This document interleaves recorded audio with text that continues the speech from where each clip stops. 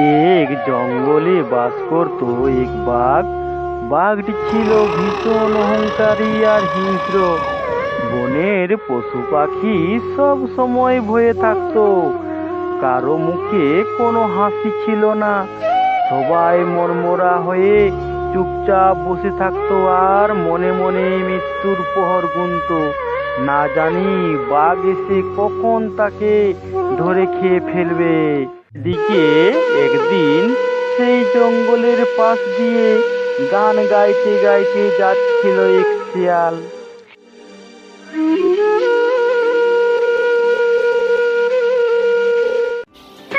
পালকিতে বউ চলে যায় যায় রে, শরমে পেঁদলা হয়ে যায়। কাকাতির ঠোনাক ঠোনাক, কাকাতির ঠোনাক ঠোনাক, পালকিতে বউ চলে যায় যায় রে, শরমে লজ্জা হয়ে যায়। ভালো লাগছে গানটা। তারপর পথে দেখা হলো এক বানরের সঙ্গে। বানর বলল, শিয়াল ভাই, গান তুমি বন্ধ করো, এই বনে গান গাওয়া যায় না। তখন শিয়াল অবাক হয়ে বলল, কেন, এমন কি হয়েছে যে গান গাওয়া যাবে না আমার? এই জঙ্গলে এক অত্যাচারী বাঘ আছে, তার কানে আবার গেলে তোমাকে ধরে খেয়ে ফেলবে। শিয়াল বানরের কথায় কান্না দিয়ে সে আগের মতো গলা ছেড়ে গান গাইতে গাইতে লেজ লাচাতে লাচাতে সামনে এগোতে লাগলো। বলবো না গো আর কোনোদিন, ভালোবাসো তুমি মোরে। এইভাবে কিছু দূর গিয়ে দেখা হলো এক টুনি পাখির সাথে। টুনি পাখি বলল, দয়া করে এই জঙ্গলে গান ধরো না ভাই শিয়াল। কেন, আমি আমার গলায় গান গাইবো, তুমি বারণ করার কে? টুনি বলল, শিয়াল ভাই, এই জঙ্গলে এক অত্যাচারী বাঘ আছে, সে তোমার গান শুনতে পেলে তোমাকে আস্ত রাখবে না, তোমায় খেয়ে ফেলবে। এইভাবে পরপর দুইজন একই কথা বলাই শিয়ালের মনে ধরলো। তখন সেই একটু থেমে দেখলো, সত্যি তো, এ যেন অবাক ব্যাপার। এই জঙ্গলে কোনো পশু পাখি লাফালাফি করে না, দৌড়ঝাঁপ করে না, পাখিরা গাছে ডালে বসে কিচিরমিচির করে না, গান গায় না, সব কিছুই কেমন শুনশান আর নীরব। তখন সেই চালাক শিয়াল বুঝতে পারলো নিশ্চয়ই এই জঙ্গলে অত্যাচারী বাঘ আছে। সেই শিয়াল চিন্তা করলো, অত্যাচারী এই বাঘকে কিভাবে সাজা দেওয়া যায়। তখন সেই চালাক শিয়ালের হঠাৎ করে চোখে পড়লো সামনের একটি কূপের উপর। সেই কূপ দেখে তার মাথায় এক বুদ্ধি এলো। তখন শিয়াল টুনিকে বলল, বাঘ থাকে কোথায়? শিয়ালের এই কথা শুনে টুনির গলা শুকিয়ে গেল। তখন সে একটা বড় ঢক গিলল আর বলল, কেন, আমি তার কাছে যাব। আরে বাবা, তুমি বলো কি, কাছে গেলেই তো সর্বনাশ, তোমায় খেয়ে ফেলবে, আর সেটা আমি এখান থেকে দেখব। তারপর শিয়ালকে বাঘের আস্তানা দেখিয়ে দিল আর বলল, সামনের ওই গুহার মধ্যে ঘুমিয়ে আছে মনে হয়।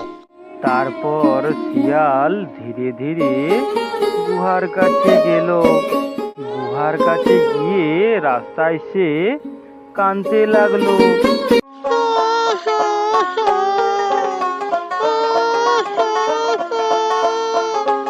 তারপর শিয়ালের কান্না শুনে বাঘ গুহার ভিতর থেকে বাইরে বেরিয়ে এলো আর শিয়ালের কান্না দেখে হুঙ্কার ছেড়ে বাঘ বলল, এই শিয়াল, তোমার এত বড় সাহস আমার গুহার সামনে এসে বসে কাঁদছো?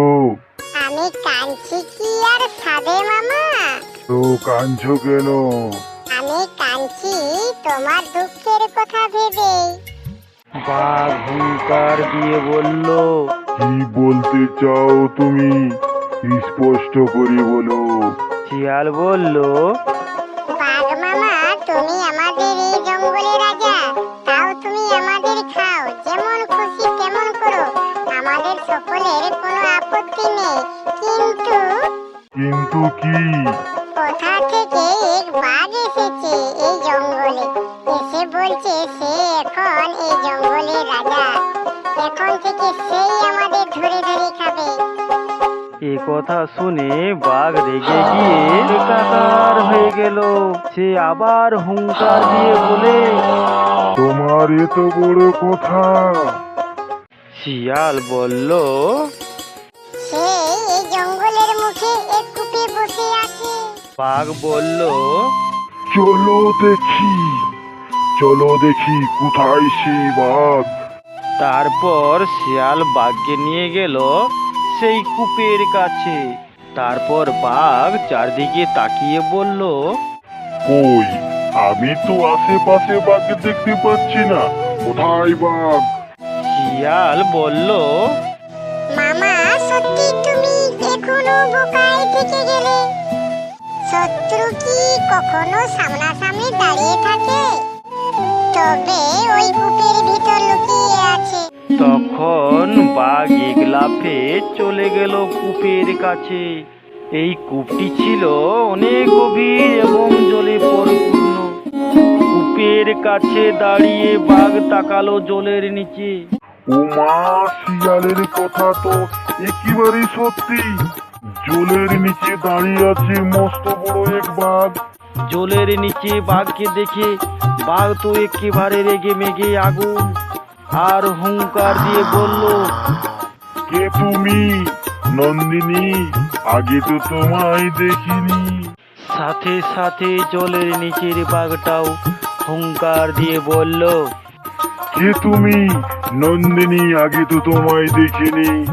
কি তোমার এত বড় সাহস? আমার মুখে মুখে তর্ক। সাথে সাথে জলের নিচের বাঘটাও বলল, কি তোমার এত বড় সাহস? আমার মুখে মুখে তর্ক। তখন বাঘ রেগে মেগে কাঁপতে লাগলো আর নিজেকে সামলাতে পারলো না। দাঁড়াও, দেখাচ্ছি তোমার মজা। এই বলে কূপের মধ্যে দিল এক ঝাঁপ। কূপের ভেতরে আসলে কোনো বাঘ ছিল না। বাঘ কূপের জলে নিজের প্রতিবিম্বই দেখতে পাচ্ছিল। সেই অহংকারী বোকা বাঘ কিছু বুঝতে না পেরে জলে ঝাঁপিয়ে পড়ল এবং হাবুডুবু খেয়ে মারা গেল। তারপর থেকে বনের পশু পাখিদের মনে আর কোনো ভয় রইল না। তারা মহা আনন্দের সহিত জঙ্গলে বসবাস করতে লাগলো। এই গল্পের শিক্ষা হলো, নিজের ক্ষমতা থাকলে তার অহংকার করতে নেই, তাতে নিজেরই ক্ষতি হয়। এই ভিডিওটি যদি ভালো লেগে থাকে তাহলে অবশ্যই লাইক, কমেন্ট, শেয়ার ও সাবস্ক্রাইব করতে একদমই ভুলবে না বন্ধুরা। ভিডিওটি শেষ পর্যন্ত দেখার জন্য অনেক অনেক ধন্যবাদ।